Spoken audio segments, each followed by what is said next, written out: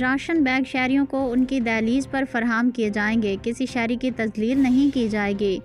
کا فارمولہ انتظامیہ کی ہٹ درمی کا شکار ہو گیا۔ عارف والا سے احمد جویہ کی رپورٹ کے مطابق قبولہ شہر میں وزیر اعلیٰ پنجاب مسلم لیگ نون مریم نواز کی جانب سے غریب عوام میں نگہبان رمضان پیکج کی تقسیم جاری ہے۔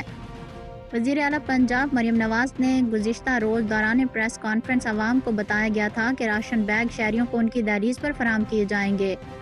کسی شہری کی تذلیل نہیں کی جائے گی، مگر افسوس سے کہنا پڑ رہا ہے کہ یہاں قبولہ شہر میں پرانی روایات کو برقرار رکھتے ہوئے راشن تقسیم کرنے والے عملے نے عوام کو لائن حاضر کر رکھا ہے۔ نگہبان راشن بیگ والی گاڑی شہر کے آخری کارنر پر کھڑی کی گئی ہے،